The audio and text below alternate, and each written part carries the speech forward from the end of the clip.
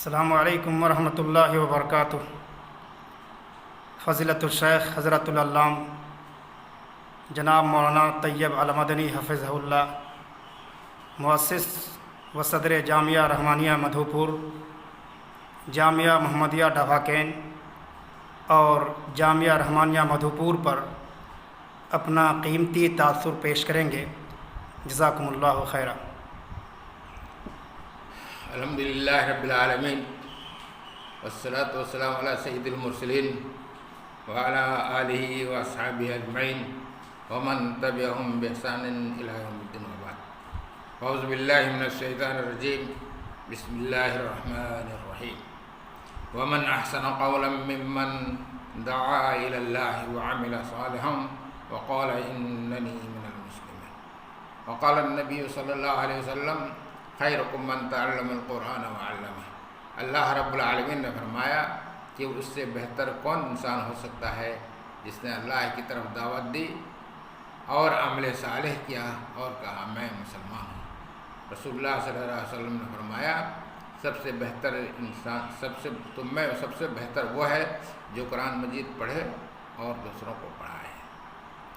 ہمارے علاقہ چھوٹا ناگپور اور سنتھال پرگنہ کا علاقہ مجاہدین کا آخری مرکز اور سینٹر رہ چکا ہے۔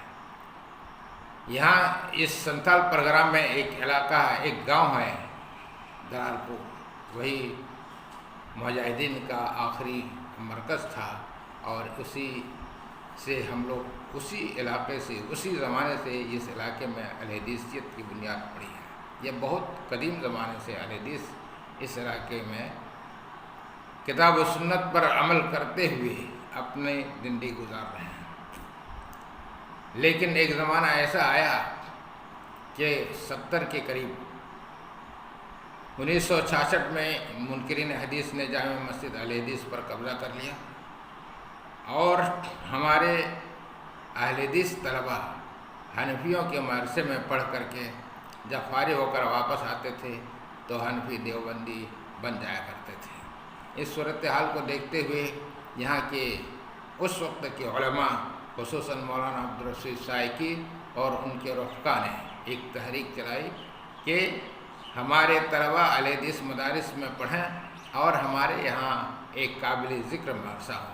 چنانچہ اکتوبر 1977 میں جامعہ محمدیہ کے نام سے ایک ادارہ ڈبھاکین میں قائم کیا گیا۔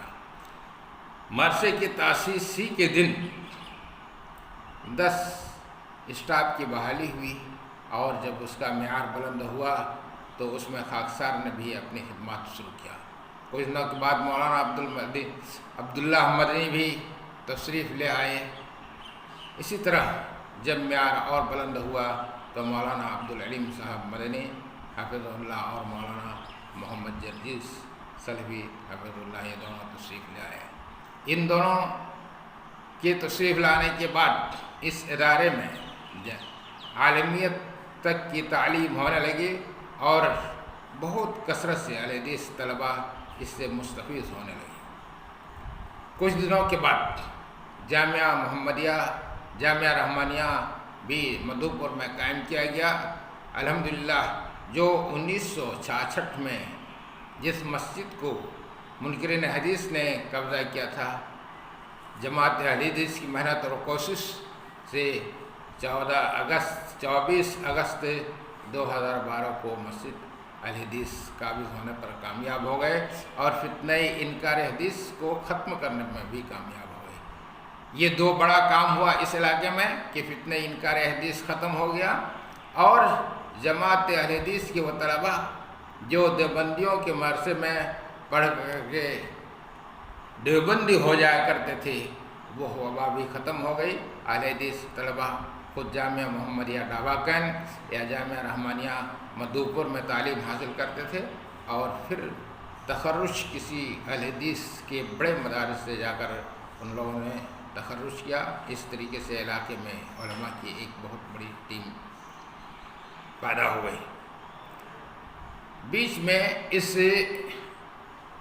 اس ادارے کو جامعہ محمدیہ ڈبھاکین کو محبان محمدیہ نے سوچا کہ اس کے معیار کو بلند کرنے کے لیے ہم کوشش کریں گے، اور اس سلسلے میں 2019 میں ایک جنرل میٹنگ ہوئی، جس جنرل میٹنگ میں اس علاقے کا عزیز سیاسی رہنما، ہر دل عزیز سیاسی رہنما فرقان انصاری بھی موجود تھے۔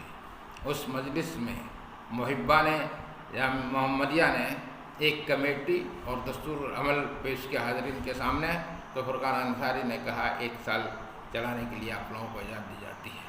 جب فروری 2020 میں دوسری جنرل میٹنگ ہوئی اور اپنی کارکردگی، اپنا حساب و کتاب اور اپنے کام کو لوگوں کے سامنے رکھا، تو لوگوں نے اطمینان کا، حاضرین نے اطمینان کا اظہار کیا، اور پھر محبان محمدیہ کو 3 سال ادارے کو چلانے کے لیے موقع دیا۔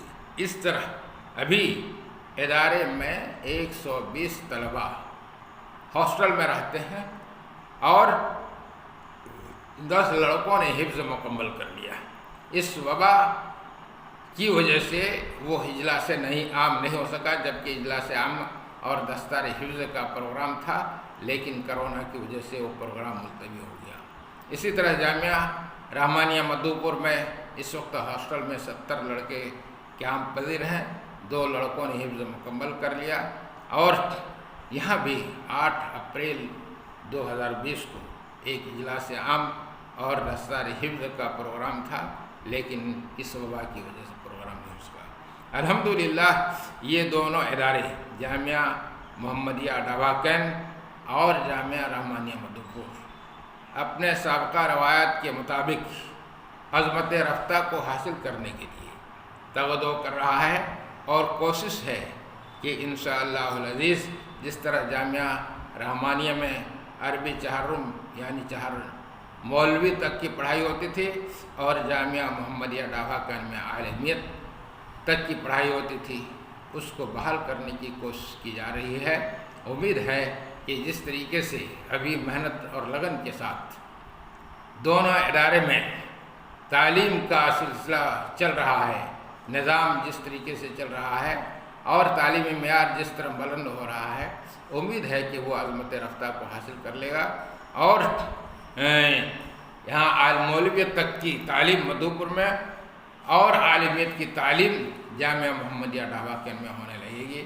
یہ میری دعا ہے اللہ رب العالمین سے کہ تمام وہ لوگ جو جامعہ محمدیہ ڈاباکین یا جامعہ رحمانیہ مدھوپور سے منسلک ہیں، ان لوگوں کی کوشش اور ان لوگوں کی محنت دیکھتے ہوئے یہ امید کی جا رہی ہے کہ یہ عظمت رفتہ کو حاصل کر لے گا، اور اس علاقے میں پھر وہی رونق برقرار آئے گی، وہی رونق واپس آ جائے گی جو رونق اس سے پہلے تھی۔